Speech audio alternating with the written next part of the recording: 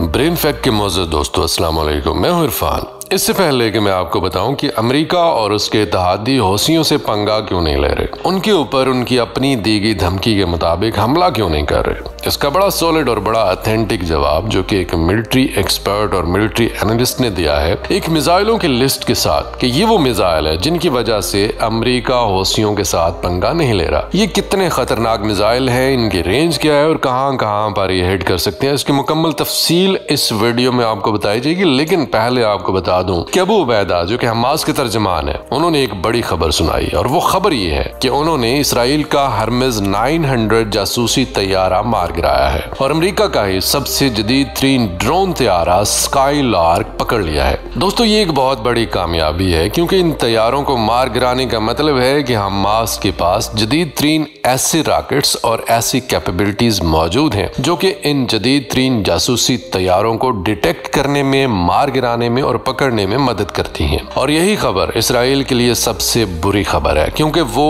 इस वक्त अगर किसी मैदान में हमास से बरतर है तो वो फजाई मैदान है, और अगर हमास ने उनके ड्रोन्स और तैयारे मार गिराने शुरू कर दिए हैं तो इसका मतलब है कि अब इसराइल बहुत तेजी से पीछे हटेगा। इस पर एक मैं तफसील से वीडियो पहले ही बना चुका हूं और इसराइल ने ऑलरेडी ये ऐलान भी कर दिया है कि वो अपनी स्ट्रैटेजी बदल रहा है। ये स्ट्रैटेजी क्यों बदल रहा है? क्योंकि अक्टूबर के आखिर में इसराइली फौजी जमीनी ऑपरेशन करने के लिए गजा के अंदर घुसते हैं और वहां पे हमास के मुजाहिदीन उनका जो हाल करते हैं, उनको जिस बुरे तरीके से मारते हैं। तकरीबन 13,000 के करीब लोग तो वो हैं जो कि अपाहज हुए हैं और इसके अलावा बेशुमार इसराइली फौजी या तो मारे गए हैं या पकड़े गए हैं। और इसके अलावा एक बड़ी तादाद उन फौजियों की भी है जो कि तकरीबन नीम पागल हो गए हैं, जिनको डॉक्टर से इलाज की जरूरत है, जिनको माहिर नफ्सियात के पास जाने की जरूरत है। और इनमें से कई फौजी ऐसे हैं जिन्होंने लड़ने से ही साफ इनकार कर दिया और कहा है कि हम नहीं लड़ सके, हमें या तो हॉस्पिटल में रख के इलाज करवाया जाए या फिर हमें छोड़ दिया जाए ताकि हम अपने घरों को जा सके। अब इसराइल ने अपनी नई स्ट्रैटेजी का ऐलान किया है और ये स्ट्रैटेजी इख्तियार करना उसकी मजबूरी थी क्योंकि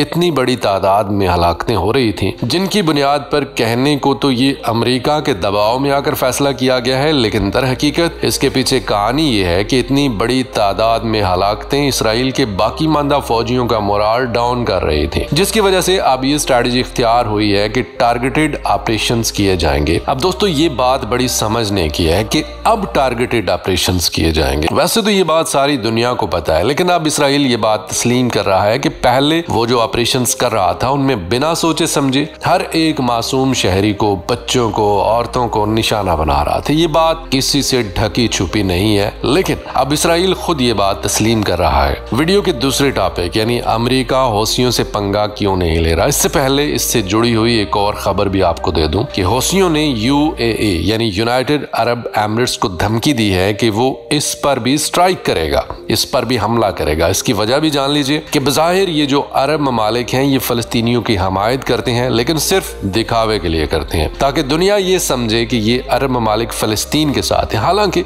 हकीकत इससे बिल्कुल मुतजाद है। एक नई साजिश का इंकिशाफ हुआ है जिसकी वजह से हौसियों ने यूएई को धमकी दे दी है कि वो इन हरकत से बाज रहे, वरना हौसियों के मिसाइलों का अगला निशाना वो भी बन सकते हैं। मामला कुछ यूं है कि हौसियों की डिफेंस कमेटी के एक मेंबर अब्दुस्सलाम जहफ ने कहा है कि यूनाइटेड अरब एमिरेट्स ऐसे लोगों को हायर कर रहा है, ऐसी तंजीमों को किराए पर ले रहा है जो कि उन जहाजों पर हमला करेंगे जिनका ताल्लुक इसराइल से नहीं है। यानी हौसियों की ये धमकी थी कि वो तमाम जहाज जिनका ताल्लुक इसराइल से है, यानी जो इसराइल जा रहे हैं या इसराइल से वापस आ रहे हैं, इन तमाम जहाजों पर हमले किए जाएंगे। अब बीच में कुछ ऐसे वाकयात भी हुए जिनमें ऐसे जहाजों पर भी हमले किए गए जिनका ताल्लुक इसराइल से नहीं था और उसका मकसद हौसियों के उस काज को, उस मकसद को तबाह करना था कि जिसमें वो कह रहे हैं कि हम ये काम सिर्फ फलस्तीनियों के लिए कर रहे हैं। तो इन हमलों का मकसद यानी नॉन इजरायली वेसल्स पर हमलों का मकसद सिर्फ और सिर्फ ये था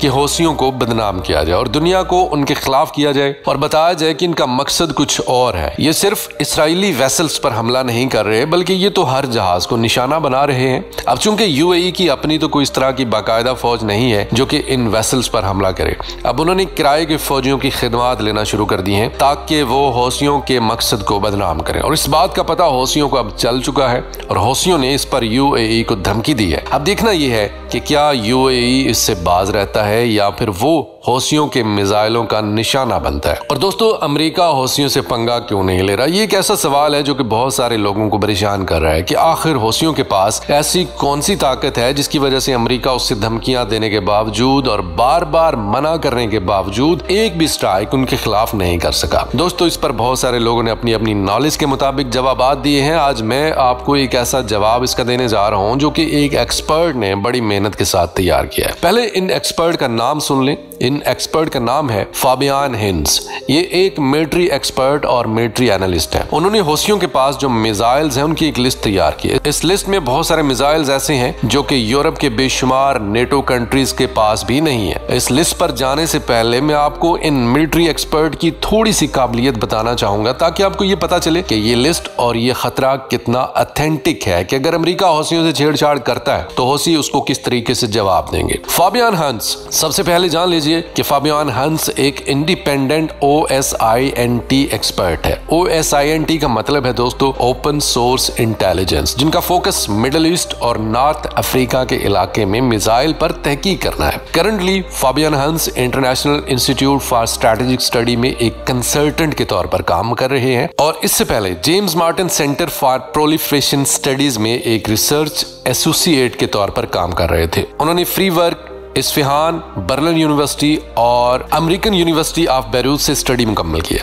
पूरी दुनिया के मीडिया में उनके OSINT एनालिसिस का इंतजार रहता है, उनको बड़ी अहमियत दी जाती है। इन ग्लोबल मीडियाज में जहां पर फाबियान हंस के आर्टिकल छपते हैं, इनमें New York times, Washington post, NPR और बहुत सारे हैं। तो अगर कोई ऐसा बंदा जिसकी एक्सपर्टीज इतनी ज्यादा है वो अगर हौथियों के पास मिसाइलों की एक लिस्ट जारी करता है तो उनकी बात को हम लाइटर नोट पर नहीं ले सकते। अब आइए एक नजर डालते हैं उन मिसाइलों पर बाकी असलहा उसके अलावा है जो हौथियों के पास है। आज की वीडियो में सिर्फ मिसाइलों की बात करूंगा कि हौथियों के पास कौन कौन से मिसाइल है। नंबर 1 पे है रोबेजा। ये सोवियत मेड मिसाइल और उसकी रेंज 80 किलोमीटर है। उसको रेडार के जरिए कंट्रोल किया जा सकता है। नंबर 2 पर है अलमंदाब 1। ये चाइनीज मेड C-81 मिसाइल है और इसकी रेंज 40 किलोमीटर तक है। नंबर 3 पर है अलमंदाब 2। ये ईरानी मेड मिसाइल है जो कि ईरानी मिसाइल गदीर की जैसी खुसूसियात रखता है और इसकी रेंज 300 किलोमीटर है। नंबर 4 पर है सयाद। ये भी ईरानी एंटीशिप वरियन मिसाइल पोवे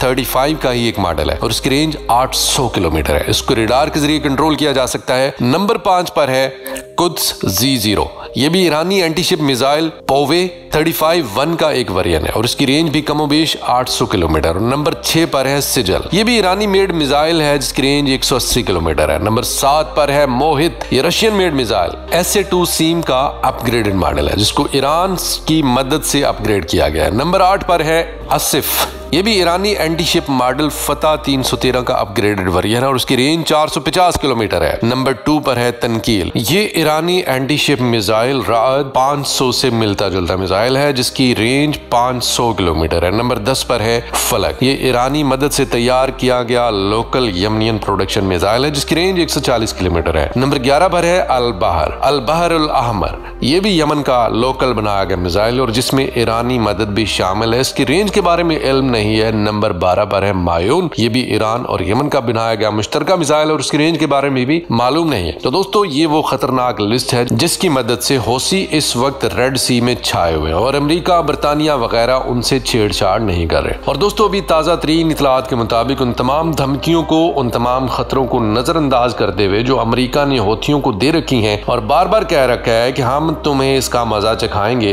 तुम्हें इसका सबक सिखाएंगे, अगर तुमने जहाजों को निशाना बनाना बंद ना किया तो आज की ताजा तरीन खबर यह है कि US सेंट्रल कमांड के मुताबिक हौथियों ने एक बहुत बड़ा मिसाइल और ड्रोन हमला कर दिया है उस वक्त जब रेड सी में बहुत बड़ी तादाद में बहरी जहाज गुजर रहे थे। USA और UK मिलिट्री ने कहा है कि उन्होंने बहुत बड़ी तादाद में हमले को नाकाम बनाया है और 1-2 ड्रोन्स नहीं दोस्तों, 18 ड्रोन्स मार गिराए गए हैं और उनके साथ साथ 2 क्रूज मिसाइल्स और एक बैलिस्टिक मिसाइल भी मार गिराया है। और ये हौथियों की जानिब से किए गए हमलों में से एक बहुत बड़ा हमला है जो अब तक हौथियों ने किया है। इस हमले को नाकाम बनाने के लिए पेंटागन के मुताबिक US और UK के फाइटर जेट्स ने इस पर रिस्पॉन्ड करते हुए इन ड्रोन्स को मार गिराया है। इब्तदाई तौर पर किसी के जख्मी या किसी तरह के नुकसान की इत्तला नहीं मिली। अब ये सारा कुछ उस वक्त हो रहा है जब अमेरिकी secretary of state Antony Blinken middle east का दौरा कर रहे हैं। और मिडल ईस्ट के मुख्तलिफ ममालिक के सरबराहान से मुलाकातें कर रहे हैं। इस दौरान हौसियों का ये हमला बहुत मानी खेज है। अमरीकी secretary of state Antony Blinken का ये दौरा बज़ाहिर तो इसलिए है कि वो इस जंग को जो इसराइल और फलस्तीन के दरमियान हो रही है, जिसका दायरा कार अब लबनान तक फैल चुका है। लबनान की हिजबुल्लाह ने इसराइल पर ताबड़तोड़ हमले शुरू कर दिए हैं। कल ही की इतला के मुताबिक इसराइल के 37 सिटीज में खतरे की सायरन बजा दिए गए। हिजबुल्लाह ने बैक वक्त इसराइल के 37 मकामात पर रॉकेटों की बारिश कर दी और लोगों को ये कह दिया गया, यानी इसराइली शहरियों को ये कह दिया गया कि वो बंकर्स में जो बम प्रूफ हैं उनमें जाकर छुप जाएं। तो अब एंटनी ब्लिंकन के जो मकासद हैं वो बज़ाहिर तो इस जंग का दायरा कार वसी ना होने देना और इस पर मिडल ईस्ट के जो ममालिक हैं उनसे बातचीत करना है। तो इसका जो हिडन मकसद है वो एक और भी हो सकता है कि मिडल ईस्ट के जो ताकतवर ममालिक हैं, जिनमें सऊदी अरब और UAE शामिल है, उनको इस बात पर आमादा करना है कि आपने ज्यादा मुजाहमत नहीं करनी, क्योंकि सऊदी अरब और UAE दो ऐसे ममालिक हैं जो कि इसराइल के साथ बहुत ज्यादा ताल्लुकात बनाकर रखे हुए हैं। सऊदी अरब और इसराइल तो 7 अक्टूबर से पहले बहुत ज्यादा करीब आ चुके थे। सऊदी अरब तो इसराइल को तस्लीम करने जा रहा था, लेकिन अब सूरत हाल बिल्कुल बदल गई है। अमरीकी secretary of state Antony Blinken का ये दौरा, इसका एक और मकसद भी है और वो ये है कि 2024 में चूंकि इंतखाबात भी आ रहे हैं अमेरिका में और उसके साथ साथ इंटरनेशनल कोर्ट ऑफ जस्टिस में एक मुकदमा भी चल रहा है जो कि इसराइल के खिलाफ साउथ अफ्रीका ने किया हुआ है, जिसमें कहा गया है कि इसराइल फलस्तीन में जिनोसाइड यानी नस्लकुशी कर रहा है। अब एक और मुल्क ने भी साउथ अफ्रीका की इस पिटीशन को सपोर्ट किया और उस मुल्क का नाम है बेल्जियम। तो एंटनी ब्लिंकन इस वक्त अमेरिका के इस चेहरे पर, जो कि बहुत ज्यादा गंदा हो चुका है, इसराइल की मदद करके उसको साफ करने का मिशन लेकर पूरी दुनिया के ममालिक का दौरा कर रहे हैं ताकि ये तासर दिया जाए कि अमेरिका इस जंग को खत्म करने के हक में है। हालांकि हकीकत इसके बिल्कुल उलट है। अमेरिकी मदद के बगैर इसराइल ये जंग जारी ही नहीं रख सकता और चूंकि अमेरिका के अंदर भी इसराइल के खिलाफ बहुत ज्यादा मुजाहरे हो रहे हैं, जो बाइडेन की हार बिल्कुल यकीनी है अगर वो इसी तरह से इसराइल की मदद करता रहता है। तो इस तासर को जायल करने के लिए कि अमेरिका इसराइल की मदद कर रहा है, एंटनी ब्लिंकन इस वक्त मिडिल ईस्ट का दौरा कर रहा है। लेकिन अब ये सोशल मीडिया का दौर है और अब ये लोग इतने कम अकल नहीं है कि अमेरिका की इन चालों को ना समझ सके। इस पर अमेरिका से भी आवाजें उठना शुरू हो गई हैं। एंटनी ब्लिंकन जब इसराइल का दौरा करता है तो वहां पर जाकर कहता है कि मुझे सिर्फ अमेरिका ही का नुमाइंदा ना समझा जाए, मैं एक यहूदी भी हूं। तो अमेरिका इसराइल गठजोड़ साबित भी हो चुका है और अब सिर्फ और सिर्फ एक सॉफ्ट इमेज, एक अच्छा तासर देने की कोशिश की जा रही है अमेरिका का।